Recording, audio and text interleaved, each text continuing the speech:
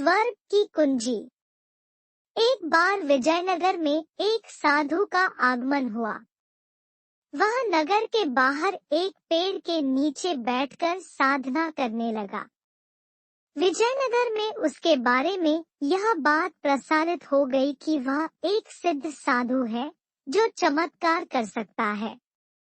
सभी लोग उसके दर्शन के लिए धन, भोजन, फल फूल के चढ़ावे के साथ जाने लगे। तेनालीराम को जब इस संबंध में ज्ञात हुआ तो वह भी साधु से मिलने पहुंचा। वहां पहुंचकर उसने देखा कि साधु के सामने चढ़ावे का ढेर लगा हुआ है और नगर के लोग आंखें बंद कर आराधना में लीन है। उसने देखा कि साधु अपनी आंखें बंद कर कुछ बुदबुदा रहा है। तेनालीराम कुशाग्र बुद्धि था। साधु के होठों की गति देख वह क्षण भर में ही समझ गया कि साधु कोई मंत्रोच्चार नहीं कर रहा है बल्कि अनाप शनाप कह रहा है। साधु ढोंगी था। तेनालीराम ने उसे सबक सिखाने का निर्णय किया। वह साधु के पास गया और उसकी दाढ़ी का एक बाल खींचकर तोड़ दिया और कहने लगा कि उसे स्वर्ग की कुंजी मिल गई है। उसने घोषणा की कि ये साधु चमत्कारी है। इनके दाढ़ी का एक अबर अपने पास रखने से मृत्यु उपरांत स्वर्ग की प्राप्ति होगी। यह सुनना था कि वहां उपस्थित समस्त लोग साधु की दाढ़ी का बाल तोड़ने के लिए तत्पर हो गए। तेनालीराम द्वारा अपनी दाढ़ी का बाल खींचे जाने से हुई पीड़ा से साधु उबरा नहीं था। उसकी घोषणा सुन वह तुरंत समझ गया कि लोग उसके साथ क्या करने वाले हैं।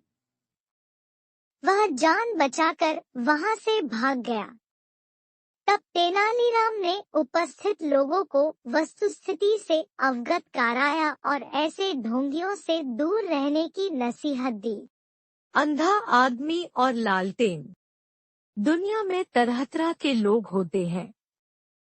कुछ तो ऐसे होते हैं जो स्वयं की कमजोरियों को तो नजरअंदाज कर जाते हैं, किंतु दूसरों की कमजोरियों पर उपहास करने सदा तत्पर रहते हैं।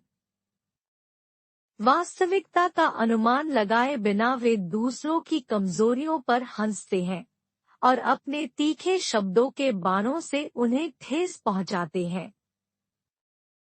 किंतु जब उन्हें यथार्थ का तमाचा पड़ता है तो सिवाय ग्लानि के उनके पास कुछ शेष नहीं बचता।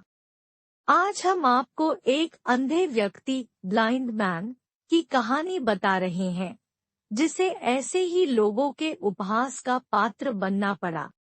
एक गांव में एक अंधा व्यक्ति रहता था। वह रात में जब भी बाहर जाता एक जली हुई लालटेन हमेशा अपने साथ रखता था। एक रात वह अपने दोस्त के घर से भोजन कर अपने घर वापस आ रहा था। हमेशा की तरह उसके हाथ में एक जली हुई लालटेन थी।